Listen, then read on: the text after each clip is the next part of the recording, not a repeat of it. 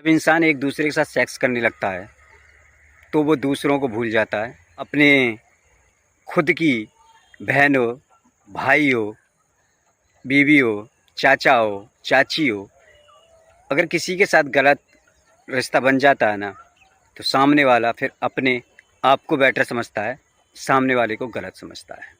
ऐसा क्राइम करने से पहले ये लोग ये भी नहीं सोचते कि लोगों को पता चलेगा तो लोग हम पे थू थू करेंगे कि ये अपनी भाभी के साथ है, या फिर इसने अपनी बहन को ही मार दिया, या इसने अपनी पत्नी को ख़त्म कर दिया।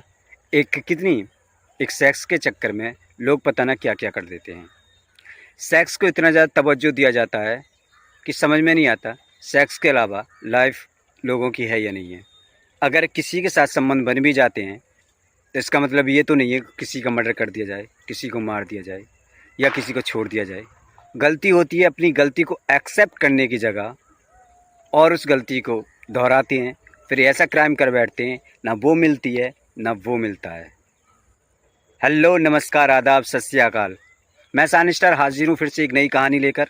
ये जो कहानी है उत्तर प्रदेश के ज़िला बलरामपुर के एक गांव की है, जहां मोहम्मद अली नाम का एक आदमी रहता है, जिसकी पत्नी का नाम तबस्सुम होता है।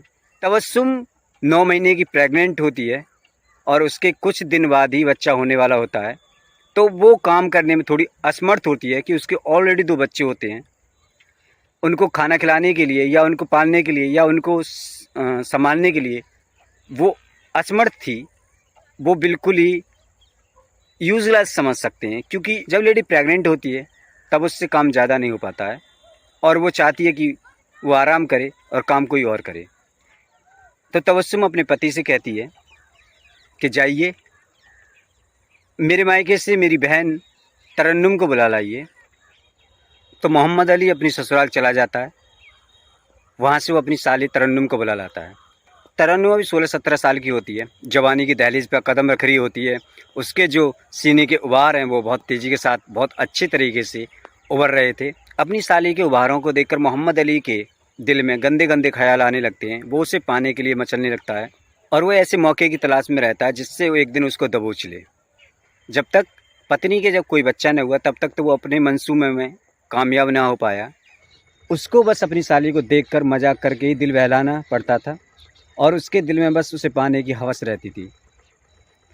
होते करते ये दिन आया कि उसकी बीवी के जब बच्चा हुआ तो एक दिन साली अपने कमरे में सो रही थी और गलत मंसूबे से उसका जीजा यानी मोहम्मद अली उसके कमरे में जाता है और उसे ज़बरदस्ती दबोच लेता है।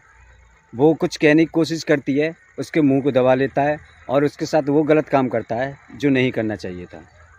जब एक बार गलत काम हो जाता है तो साली को भी मज़ा आने लगता है, तो साली फिर उसके साथ रोज़ ये काम करने लगती है। डेली बेसिस पे ये काम हो रहा था। न साली को शर्म रही थी फिर न जीजा को। उन्होंने इतनी भी शर्म छोड़ दी कि मेरी बहन घर में ही है, अगर मैं पकड़ गई तो मेरी बहन का क्या होगा या फिर मेरा क्या होगा या मेरी इज्जत का क्या होगा। कुछ दिन लोगों का सेक्स का काम आराम से चलता गया, कोई दिक्कत नहीं आई, सब कुछ ठीक था। लेकिन एक दिन वो लोग आपस में लगे हुए थे। अचानक से उसकी बहन उठ के बाहर निकल कर आती है और उन दोनों को रंगे हाथ जब पकड़ लेती है तो वो अपने ऐब छिपाने के लिए बहन और उसके पति दोनों ने मिलकर उसका गला दबा दिया और उसको मौत के घाट उतार देते हैं।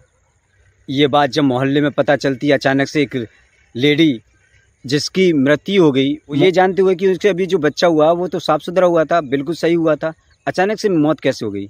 लोग उसे देखने आते हैं तो कुछ होते हैं चालाक टाइप के लोग, उसकी नज़र सीधी गर्दन पर गई और जब देखा कि गर्दन पर लीले निशान पड़े हुए हैं तो पुलिस को बुलाते हैं। फ़ौरन उस लाश को, उस डेड बॉडी को वो पोस्टमार्टम के लिए ले जाते हैं। जब पोस्टमार्टम होकर रिपोर्ट आती है तो क्लियर हो जाता है कि इसकी गला दबाने से मौत हुई है।